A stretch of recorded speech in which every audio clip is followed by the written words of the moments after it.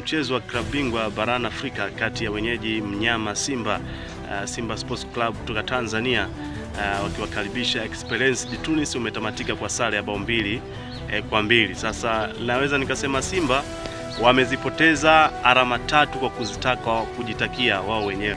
Mechi walikuwa washaimaliza, wamepata goli 2 kipindi cha kwanza, wanakuja kipindi cha pili wanashindwa kulinda kile ambacho walikuwa wamekipata kipindi cha kwanza. Sasa shida ya Simba iko wapi?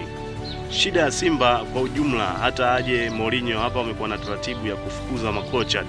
Tumeona wamekuja makocha kadha wa kadha, lakini mwisho wa siku makocha wameondoka. Sasa shida sio kocha, anaweza akaja Jose Mourinho, anaweza akaja Guardiola, anaweza akaja hata Arteta, aje kocha yoyote, lakini still Simba ni mbovu.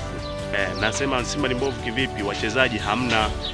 Angalia, anatoka Yusuf Kagoma, anatoka na Nangu, biashara inakatika. Simba inayumba kabisa kwenye kiungo, inayumba kabisa kwenye backline. Anakuja Experience, anarudisha bao 2 zile mapema tu, anapiga pengine bahati haikuwa kwao, wangefunga bao la 3 ile ambalo penalty ilipatikana dakika za jioni kabisa, lakini Experience bahati haikuwa kwao, wakapoteza ile penalty. Lakini shida ni nini? Naweza nikasema shida ipo kwenye kamati ya usajili. Angalia, Simba wamesajili wachezaji kama kina Jonathan Soa, Selemani Mwalimu, lakini mwisho wa siku wameshindwa kuingia kwenye mfumo wa kocha. Wanakaa bench, anaanza Kibu Denis kama namba 9. Sasa hiyo ni shida kwa ujumla, shida ya usajili. Simba inasajili wachezaji ambao wanakuja kuwa hawana msaada wowote ndani ya klabu.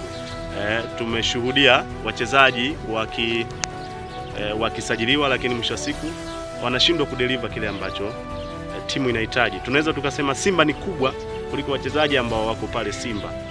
Na thubutu kusema hivyo. Kwa nini? Ninamaanisha nini? Hawana kadhi, kile kiwango cha kuvaa viatu vya mnyama na kuitetea ile nembo ya klabu kabisa, kwamba sasa hapa tupo hapo kwa ajili ya kuifanya Simba iwe kubwa, iwe tishio barani Afrika. Wachezaji walioko pale Simba ni tofauti kubwa sana iliyopo kati ya mchezaji anayecheza na mchezaji ambaye yuko bench.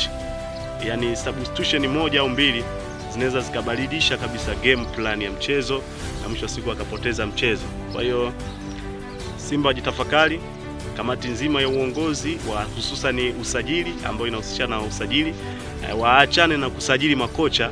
Sasa waanze kusajili wachezaji ambao wana hadhi ya kuchezea klabu ya Simba. This is DSL Media and the super and the fantastic presenter Daudi Sangarista. See you in the next video.